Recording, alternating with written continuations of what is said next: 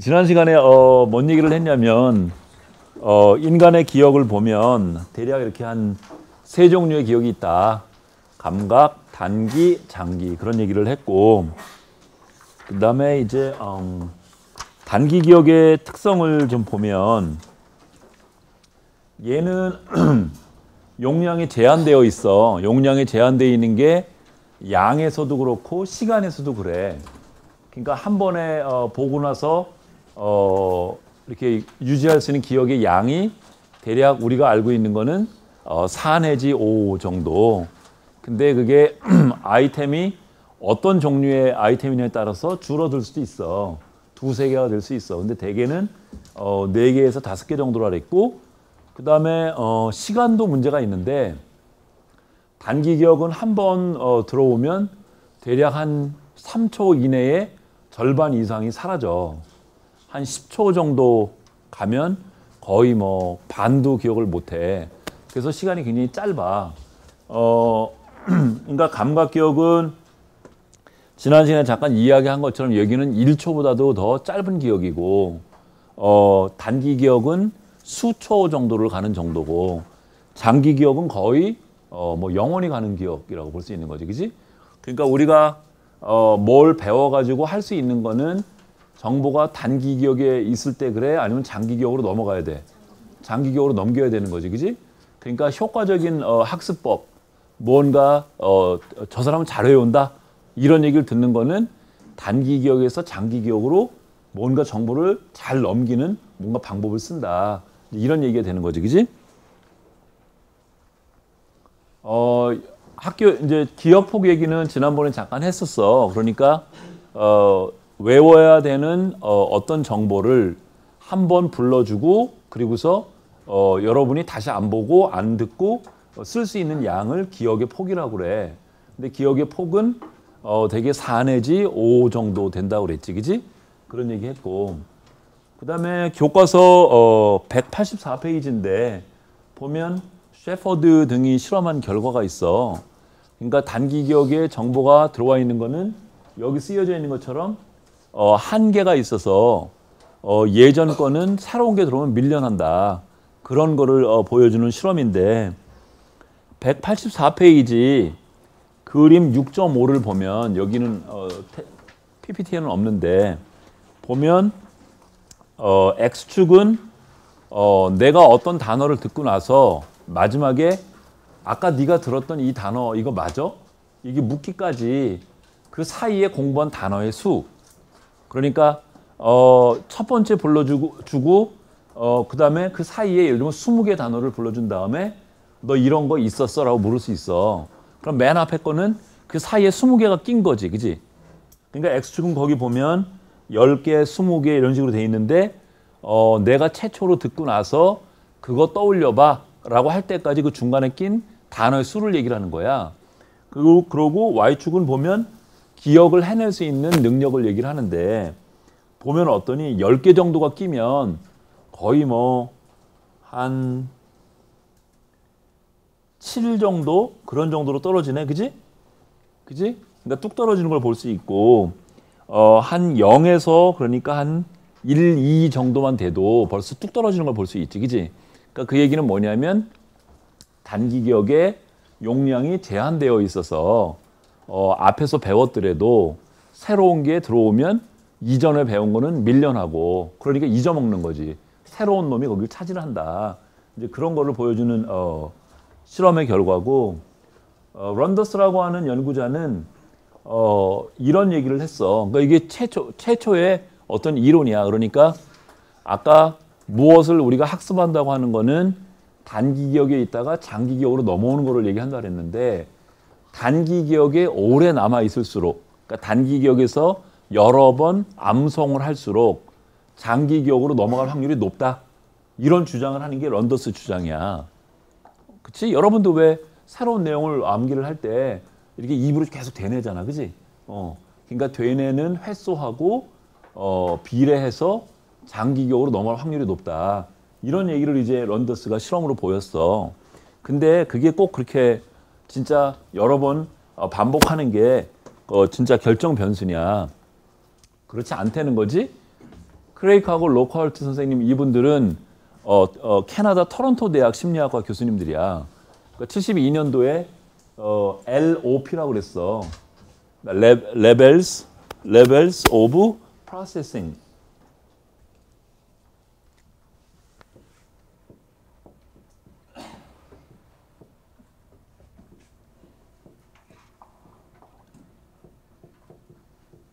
그래서 이거를 줄여서 LOP 이렇게 얘기를 하걸랑 처리 깊이 이론 이렇게 얘기를 해. 정보 처리 깊이 이론 이렇게 얘기를 하는데 72년도에 이제 크레이크하고 로크할트 선생님이 아까 룬더스가 한 실험에 반박 증거 같은 걸 내는 거야. 그러니까 뭐냐면 단지 단기 기억에서 몇 번을 암송했느냐가 꼭 장기 기억으로 넘어가는 건 결정한 변수는 아니다. 그게 아니고 단기 기억에서 암송을 할 때에 어떤 일을 할 때에 어떤 종류의 일을 하는지가 중요하다. 근데 LOP 쪽에서 얘기하는 거는 단기 기억에서 암송하는 게 더 깊은 처리, 처리 깊이가 깊은 방법으로 암송을 하면 더 잘 장기 기억으로 넘어간다. 이런 얘기를 한 거야. 그래서 그러면 더 깊다고 하는 게 뭐냐? 그러니까 예를 들어서 만일에 여기에 재료, 심도, 의미, 방식, 암송 이런 단어를 외워야 된다고 치면 1번 피험자한테는 여러분이 보는 단어 중에 예를 들어서 디귿이 포함되어 있으면 yes라고 누르세요. 이렇게 물은 거야. 그래서 그거는 얕은 처리 조건이고 반면에 깊은 처리는 여러분이 읽는 단어들 중에 생물에 속하는 게 있으면 yes라고 반응을 하고 무생물이면 no라고 반응을 해라. 이렇게 학습을 시킨 거야. 그래서 후자 쪽, 그러니까 의미 분류를 하는 쪽은 더 deeper processing을 유도하는 그룹이고 앞부분에 무슨 글자가 있는지를 물은 그룹은 shallow processing을 유도하는 그룹이야. 그래서 나중에 기억 검사를 해보게 되면 의미 중심적으로 처리했던 그룹은 기억을 잘하고 글자를 세개했던 그룹은 잘 못 한다는 거야. 그러니까 의미 중심의 더 깊은 처리를 하게 되면 단기 기억에서 장기 기억으로 넘어가는 확률이 훨씬 더 높아진다. 이후에 이제 연구를 해보면 더 깊은 처리라고 하는 게 사실 좀 비판을 받는 개념이기도 해. 더 깊다는 게 무슨 뜻이냐 그게. 그러니까 의미 중심으로 하면 다 깊은 거냐. 그럼 예를 들어서 그 단어가 기분이 좋은 단어인지 기분이 나쁜 단어인지 만약에 판단하라고 했으면 조금 전에 생물, 무생물하고 어느 게 더 깊은 처리냐. 이렇게 물으면 할 얘기가 없는 거라. 그지? 왜냐하면 depth라고 하는 거를 조작적으로 정의를 못했기 때문에 그래.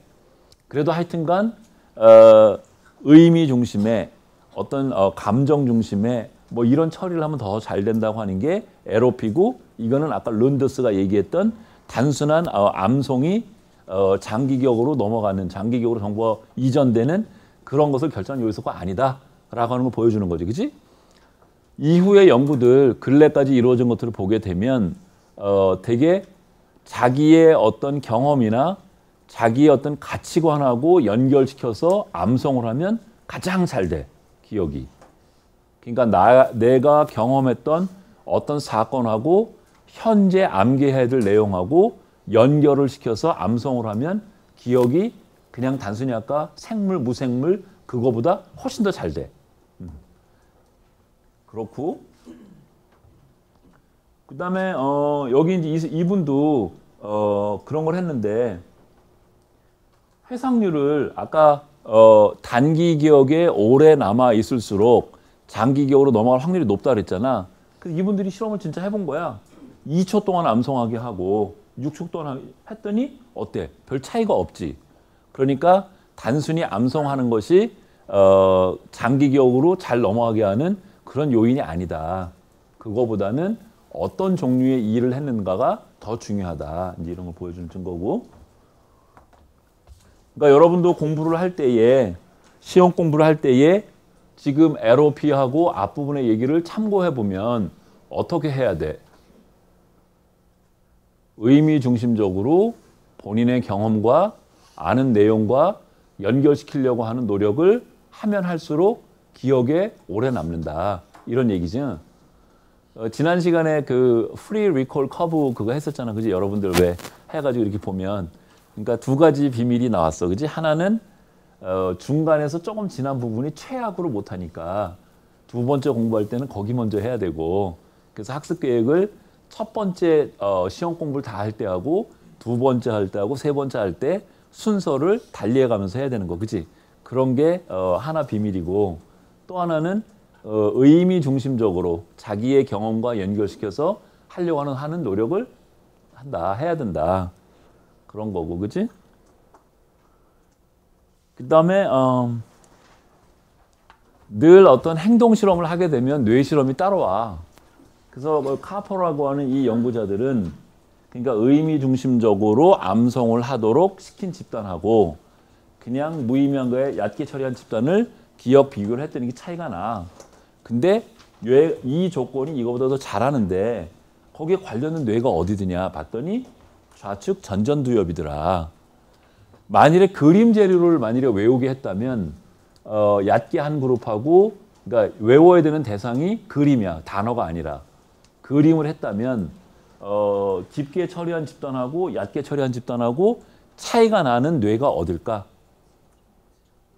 그치요. 오른쪽 뇌의 전전두엽 쪽이 되겠지. 그럴 거라고 예측이 되지. 그치?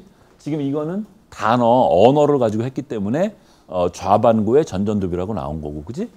그럴 거라고 예측이 되지. 그치?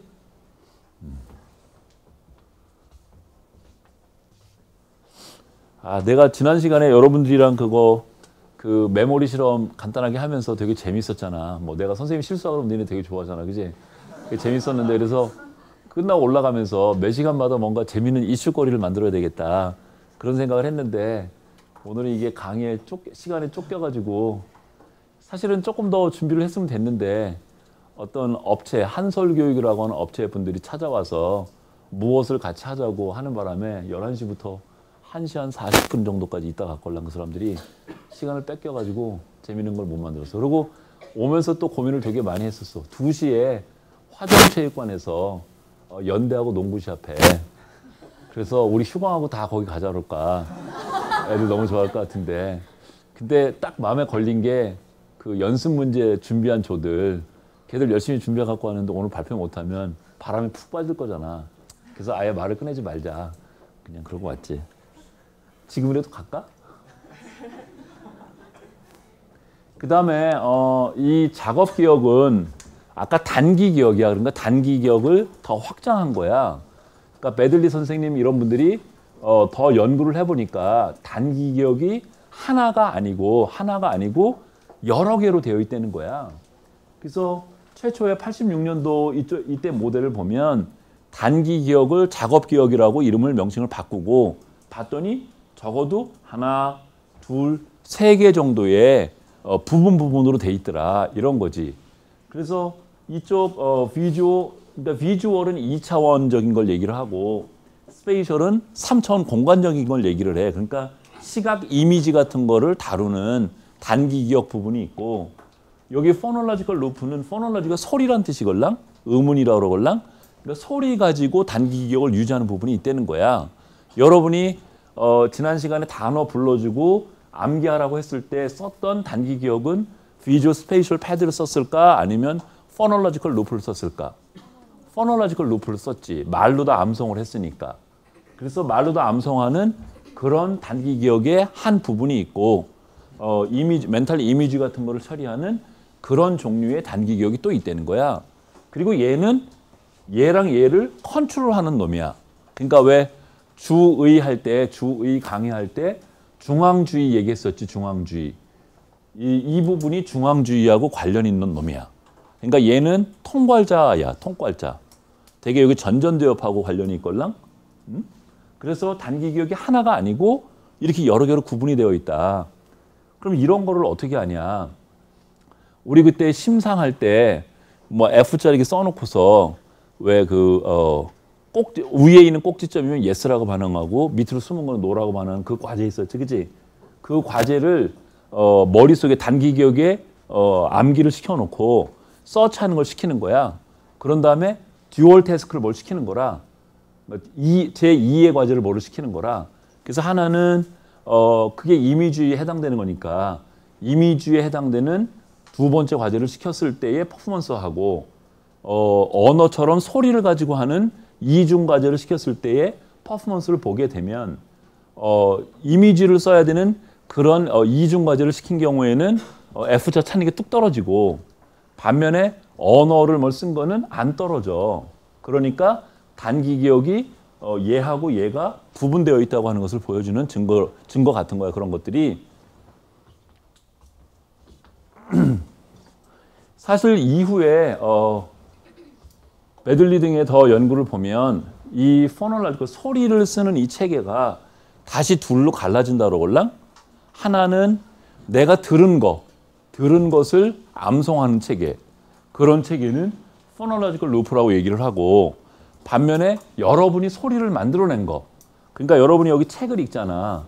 책을 읽으면 글자를 소리로 바꿔서 이해를 하걸랑 여러분은 인지를 못하고 있지만 글자를 소리로 바꾸어서 단기 기억에서 처리하고 있걸랑 그렇게 내가 만든 소리 그런 거를 아티큘레이터리 루프라고 그랬어. 그러니까 아티큘레이션은 내가 책을 읽으면서 단어에 대한 소리를 만든 거고 포놀로지컬 루프라고 하는 거는 내가 만든 게 아니라 누군가가 불러준 소리를 암송하고 있는 거. 두 개가 구분이 되는 거라. 그래서 여러분 그런 거 봤을 거야. 왜 뭐 간장공장 간장 아저씨는 뭐 어쩌고저쩌고 이런 거 옛날에 연예인들이 나와서 오락프로에서 이렇게 했었잖아. 근데 그런 문장 한 번 듣고서 따라서 하려면 골 때리기 어렵지, 그지? 그게 왜 그러니? 각각의 소리가, 단어를 구성하고 있는 소리가 너무 유사한 거라. 유사하니까 포놀로지컬 루프에서 반복을 해야 되는데 정보가 유사하니까 컨퓨전이 일어나는 거야. 그래서 어려운 거야. 그러니까 글을 우리가 쓸 때에 독자가 잘 읽을 수 있게 하려고 하면 어떻게 해야 되니? 단어가 띄어쓰기 잘해야 되고 물론 그 다음에 단어들 간에 소리 관련성이 적을수록 방해 효과가 적고 더 잘 읽게 되지. 그지? 그러니까 여러분이 어떤 지시문 같은 걸 만들거나 뭘 디자인할 때에 시각적인 모양이 혼동이 되는 것도 문제가 되겠지만 소리가 혼동이 되는 것도 문제가 된다. 좀 이런 거지. 그지? 그래서 포놀로지컬 루프 제도 둘로 나뉘어진다. 하나는 내가 들은 것을 암송할 때 하고 또 하나는 내가 스스로 만들어낸 소리를 암송하는 체계가 다르다. 여러분이 여기 책을 읽는데 책을 읽고 두 가지를 측정을 하는 거야. 하나는 얼마나 빨리 읽는지 또 하나는 그 내용을 얼마나 이해했는지 두 개를 테스트한다고 쳐. 그런데 일본 조건에서는 팝송 같은 음악이 막 들려. 그래서 소리를 들으면서 책을 읽을 때 하고 또 하나는 책을 읽는데 뭐를 반복하기 시켜. 예를 들어서 뭐 38 빼기 9는 얼마니? 27. 38 빼기 9는 27. 38 빼기 9는 27. 이렇게 말을 계속 반복하게 시키는 거야. 그러면서 책을 읽게 하는 거야. 여러분 한번 해볼까? 얼마나 그러면 귀로다가 뭐를 들으면서 책을 읽을 때가 더 방해를 받을 것 같니? 아니면 38 빼기 9는 27. 38 빼기 9는 27. 이거 반복하게 하면서 책 읽게 하는 게 더 효과가 있겠니? 그러니까 안 좋겠니? 뒤에 거 훨씬 더 아주 안 좋지 결과가. 그거는 왜 그래?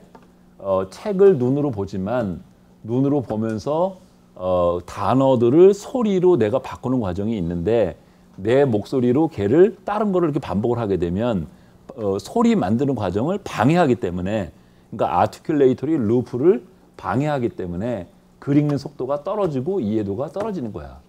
그지? 그렇게 보면 구분되어 있는 게 좀 보이지, 그지?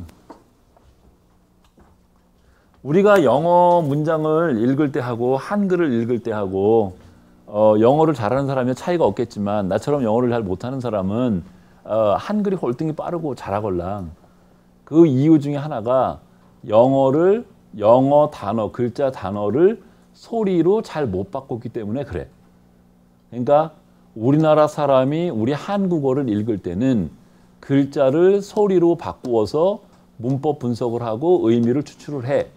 그런데 우리가 영어 문장을 볼 때는 소리로 잘 못 바꾸고 그냥 의미를 글자 모양에서 바로 이끌어내려고 그래. 그래서 잘 안 돼. 내 실험해 보면 그래. 그지? 그러니까 영어를 얼마나 잘하느냐를 측정할 수 있는 한 방법 중에 하나가 뭐니? 38 빼기 9는 27을 반복했는데 만일에 영향을 많이 받으면 영어 잘하는 거고 영향을 안 받으면 아티클레이터리 루프를 못 쓰고 있다는 얘기니까 잘 못한다고 얘기할 수 있겠지. 그지? 그지? 하하하 빨리 가고 있다. 단어 길이 효과라고 하는 거는 그러면은 짧은 단어 그러니까 책, 그다음에 혹 이렇게 하나의 글자로 된 단어를 암송하는 거. 그러니까 단기 기억, 작업 기억이 대략 몇 초 정도 간다 그랬잖아. 한 3초보다도 짧걸랑? 예를 들면 2초라고 쳐. 그러면은 그런 단어를 내가 암송을 할 때 하나의 글자로 된 단어를 2초간 한 번 돌고 또 돌고 그러는 건 더 개수가 많겠지, 그지? 근데 만일에 학교 운동장 이런 것처럼 학교 운동장 이렇게 5개 글자를 된 놈을 그런 단어를 만일에 암송을 하려면 이 시간이 더 걸릴 거고 하나하나 단어 암송할 때마다, 그지? 그러면은 2초 안에 한 서너 개밖에 못 하겠지, 그지? 서너 개 할 수 있나? 서너 개도 안 될 것 같은데? 한 2개?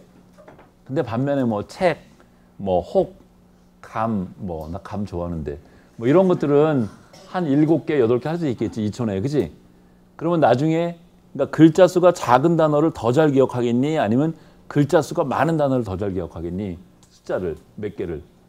당연히 글자 작은 걸 더 많이 해. 그런 거를 단어 길이 효과라고 그래. 근데 그 이유는 2초 안에 암송을 계속 해야 되는데 글자 수가 많은 단어는 한두 개 정도 하면 2개 정도 하면 벌써 2초가 지나서 세 번째 거, 네 번째 거 할 시간이 없는 거지. 그렇고 글자 수가 적은 거는 여러 개를 2초 내에 할 수 있어서 더 잘 기억을 할 수 있다는 거야. 그런 현상을 단어 길이 효과라고 하고 얘도 아까 phonological loop를 쓴다고 하는 것의 증거기도 해.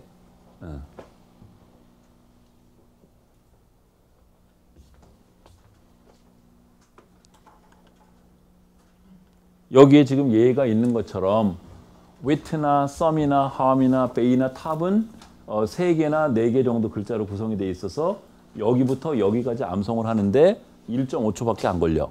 그러니까 여기 더 할 수 있어, 암송을. 2초 안에. 근데 여기처럼 university나 opportunity나 aluminum이나 이렇게 글자 수가 많은 단어들은 한 번 발화를 하는데 시간이 오래 걸리니까 2초 안에 할 수 있는 단어 수가 더 적을 수밖에 없고, 그러니까 단기 기억에서 정보를 가질 수 있는 양이 적을 수밖에 없는 거지. 그런 효과를 단어 길이 효과라고 그래.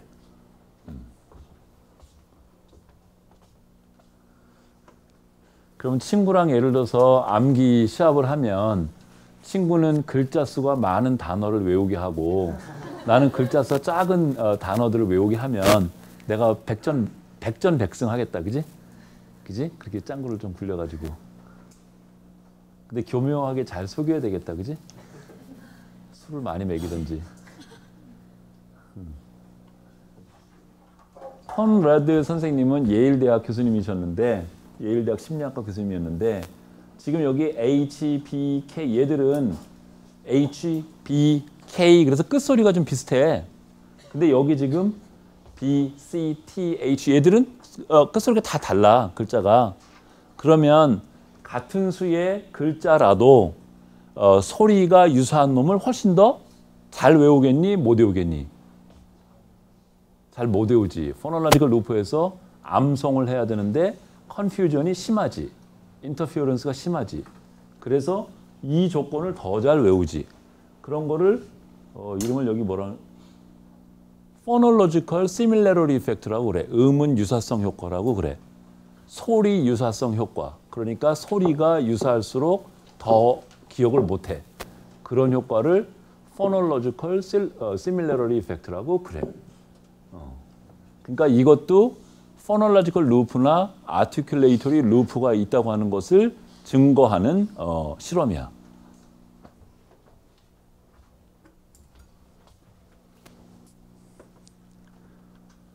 늘 원숭이는 불쌍해, 그치? 원숭이의 전전두엽을 손상을 시킨 거야. 왼쪽 뇌에 전전두엽을 손상을 시켰어. 그런 다음에 통이 이렇게 두 개가 있는데 한 통에는 바나나가 있고 한 통에는 바나나가 없어. 그래서 얘가 원숭이가 보고 있는데 바나나를 여기다 넣는 거야. 그런 다음에 앞에 뭐를 이렇게 쳐. 그러니까 한 번 보고 그런 다음에 이렇게 장막 같은 걸 쳐 못 보게. 그런 다음에 바나나를 이렇게 옮겨 놓던지 그냥 두던지 그러는 거야. 그러니까 원숭이가 만일에 기억을 한다면 앞에 내용을 기억을 한다면 당연히 그 여기 오른쪽에 있던 통에 있는 바나나 그거 열고 먹겠지. 근데 전전두엽이 손상이 됐기 때문에 단기 기억이 망가져서 얘는 구분을 못해. 그러니까 오른쪽 왼쪽을 거의 무선적으로 열어. 그러니까 그 얘기는 전전두엽 영역이 단기 기억하고 관련이 있다. 그러니까 방금 전에 봤던 것을 기억하는 거하고 굉장히 관련이 깊다라고 하는 것을 알 수 있지. 그래서 늘 이 원숭이는 불쌍해, 그지? 근데 원숭이가 되게 비싸. 그리고 되게 비싸, 한 마리가 되게 비싸고, 저거는 뭐 특별히 또 관리를 해야 돼. 그래서 우리나라도 국가 영장류 센터가 따로 있어, 대덕에. 그러니까 큰 동물들, 그러니까 되게 이제 예를 들어서 새로운 신약을 하나 개발을 했어, 화학자가. 그러면 맨 처음에 그게 진짜 효과가 있는지 없는지를 누구한테 하겠니? 쥐한테 먼저 해. 쥐가 제일 싸니까. 그 다음에 이제 쥐에서도 효과가 있는 것으로 보이면 그 다음에 누구한테 할 것 같니? 토끼나 원숭이 레벨로 올라오지. 그래서 원숭이를 진짜 먹여보니까 효과가 있어. 그럼 그 다음에 어디로 오겠니? 되게 사람한테 오는데 되게 말기 환자 이런 사람들한테 오지. 어차피 죽을 사람 뭐 이런. 오 마이 갓. 그리고 저개발 국가. 뭐 미국에서 개발을 하면 뭐 아프리카에 우리가 식량 원주 줄게. 뭐 너네 이런 거 써볼래. 뭐. 그럼 걔들이야 뭐 이것도 받고 저것도. 우리도 옛날에 많이 실험 국가였었어. 못 살고 그럴 때. 그래서 아프리카에서 증명이 되면 그 다음에 어디로 가겠니? 이제 미국 본토로 가겠지, 그지? 이런 식으로 거쳐. 그래서 국가에서도 중요한 그런 어떤 제약이나 뭐 이런 거 만들고 그러면 실험을 해야 되는데 이런 원숭이 이런 영장류 얘들을 관리하는 게 보통이 아니걸랑. 그래서 고대 같은데 한 기관에서 잘 못하니까 국가에서 그런 일을 위해서. 그래서 언제 한번 거기 뭐 이렇게 병원군 같은 게 돌아서 한번 뉴스에 나오고 막 그랬었지. 걔네가 병 걸려서 막 죽고 그러니까. 걔네는 유전적으로 이런 것도 다 통제돼야 되잖아, 그지? 약이 A약을 먹은 애가 효과가 있고 없고를 따지려고 그러면 두 종류의 원숭이가 모든 면에서 동일하고 하나는 약을 먹었고 하나는 안 먹었고 이 차이만 있어야 되잖아. 그러려면 당연히 지네릭한 것도 다 통제를 해야 되지, 그지? 그러니까 상당히 어렵겠지, 그지? 그러니까 여기 생물 실험실에 있는 쥐도 그러니까 되게 비싼 쥐들이야. 걔는 유전 정보나 환경이나 이런 것들이 다 통제된 쥐들이지.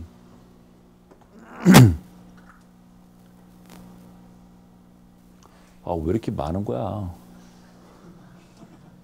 그래서 왼쪽에 여기 맨 밑에만 보면 왼쪽에 전전두엽은 아비마 쪽은 되게 소리하고 관련된 언어하고 관련된 그런 단기 기억과 관련이 굉장히 깊고 오른쪽 전전두엽은 시각적이고 공간적이고 이런 단기 기억하고 관련이 굉장히 높다.